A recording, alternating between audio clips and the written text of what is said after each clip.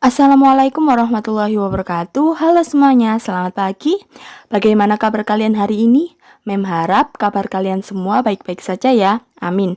Jadi di pertemuan kali ini kita akan membahas pembahasan baru atau bisa juga kita sebut lanjutan dari pembahasan di semester 1 kemarin. Kemarin kan kita membahas tentang menyanyi dengan satu suara. Nah, di semester kali ini kita akan membahas tentang bernyanyi banyak suara. Selain kita membahas tentang bernyanyi banyak suara, di sini kita juga akan membahas tentang bagaimana sih cara bermain alat musik ansambel campuran. Bernyanyi banyak suara. Jadi, selain disajikan secara unisono, yang merupakan cara bernyanyi secara berkelompok dengan satu suara, nah, lagu juga dapat dibawakan secara bersama-sama dengan lebih dari satu suara. Sedangkan cara penyajiannya itu disebut sebagai vokal grup dan paduan suara. Nah, ada perbedaan nih antara vokal grup dan paduan suara. Baiklah, di sini kita akan membahas tentang vokal grup terlebih dahulu. Yang pertama, vokal grup. Vokal grup biasanya terdiri dari 3 sampai dengan 12 orang yang menyanyikan lebih dari satu suara. Kemudian ada juga paduan suara kecil yang anggotanya 12 sampai dengan 28 orang dan paduan suara lebih dari 28 orang. Kita juga masih mengenal istilah lain yaitu akapela, nasyid, dan lagu kanon. Akapela adalah bentuk vokal grup gaya kapel dan tanpa alat musik pengiring. Jadi di sini benar-benar mengandalkan suara dari sang penyanyi akapela tanpa mengandalkan pengiring atau musik pengiring. Kemudian nasyid. Nasyid berasal dari bahasa Arab ansyada yunsidu yang artinya bersenandung. Dan lagu kanon adalah lagu yang dinyanyikan oleh 2 atau lebih kelompok penyanyi, dinyanyikan dengan melodi saling kejar-mengejar. Nah, menyanyi dengan banyak suara secara kanon dapat melatih kalian untuk saling menghormati dan menghargai satu sama lain. Tapi sebelum kalian menyanyikan lagu kanon, kalian perlu latihan vokal terlebih dahulu. Karena apa? Karena setiap manusia mempunyai vokal yang berbeda-beda. Hal ini dipengaruhi oleh perbedaan bentuk dan kemampuan alat pembentuk suara manusia satu dengan yang lainnya. Sebelum latihan vokal, kalian juga perlu mengetahui beberapa hal. Yang pertama, batas wilayah nada yang dapat disuarakan oleh seseorang.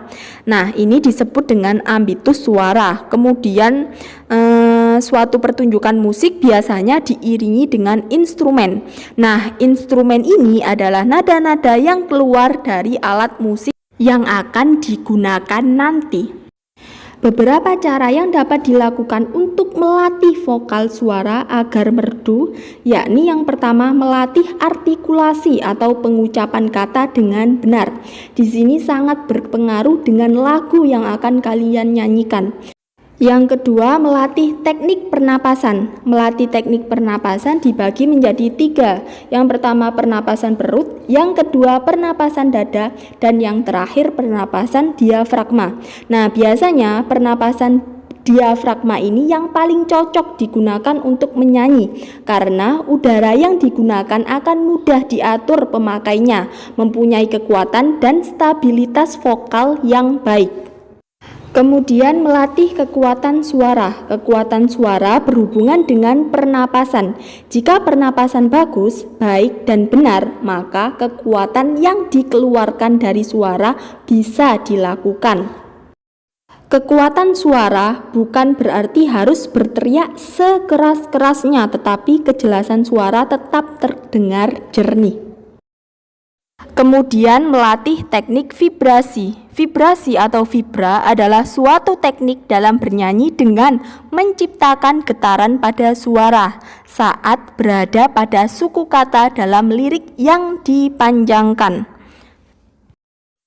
Yang terakhir, melatih suara tinggi. Setiap orang memiliki tingkat nada suara yang berbeda-beda. Tingkat nada vokal standar penyanyi yaitu 3 oktav.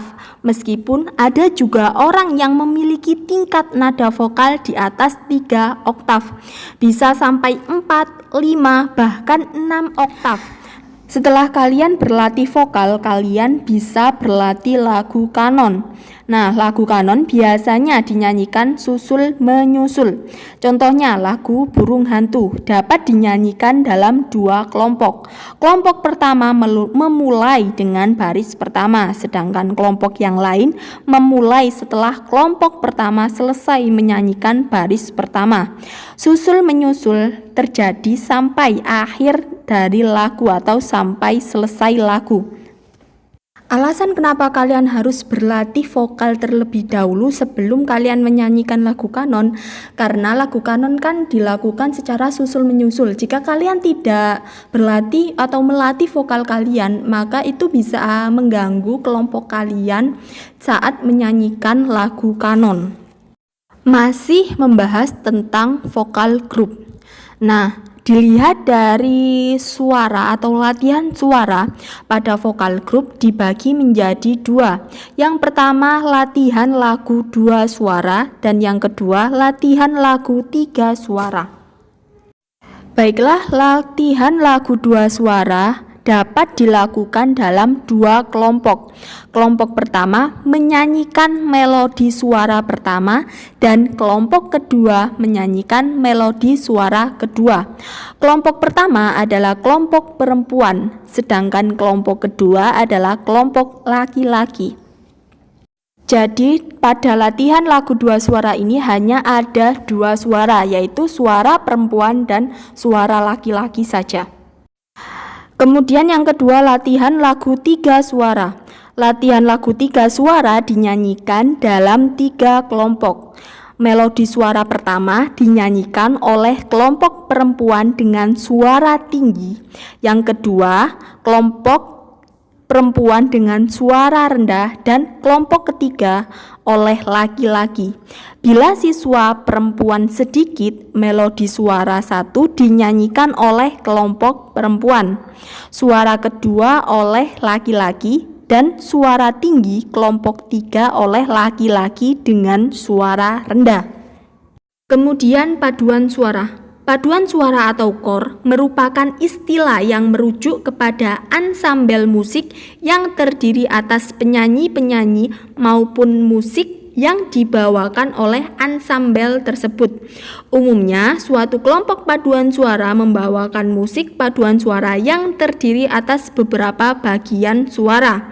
Dalam bahasa Inggris disebut part dan dalam bahasa Jerman disebut Stimme.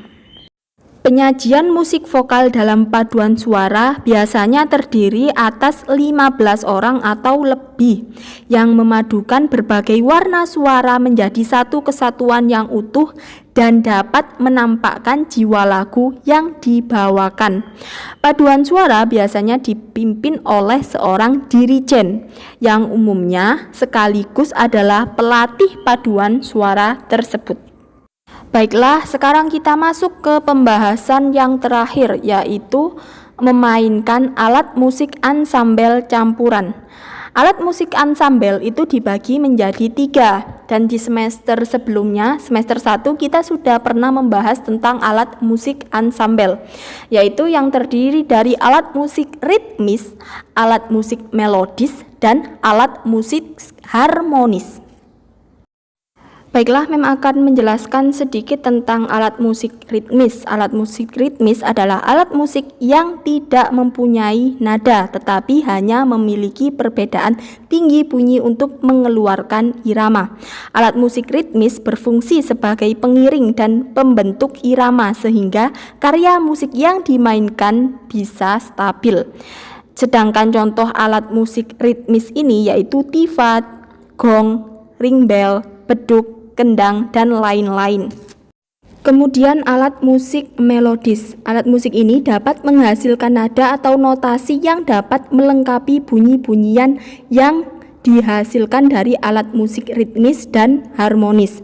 Alat musik melodis juga dapat diartikan sebagai alat musik yang mempunyai irama atau nada. Biasanya, fungsi dari alat musik melodis ini adalah untuk mengatur nada dalam sebuah lagu atau musik. Contohnya yang dipetik, contohnya kecapi, mandolin, gitar, dan sasondo. Ditiup, contohnya seruling dan pianika. Ditekan, contohnya akordeon dan piano. Digoyang, contohnya angklung. Digesek, contohnya biola. Dan diisap, contohnya harmonika. Jadi intinya alat musik melodis ini perpaduan antara alat musik ritmis dan harmonis. Yang terakhir, musik harmonis.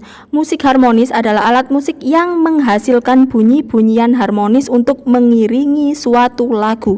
Karena menghasilkan bunyi-bunyian harmonis, maka jenis alat musik ini dapat memainkan 3 atau lebih nada secara bersamaan. Contoh dari alat musik ini yaitu pianika, gitar, kastanyet, triangle, tamborin, dan lain-lain. Untuk tugas hari ini, silahkan kalian menjawab pertanyaan yang sudah Mem siapkan ini.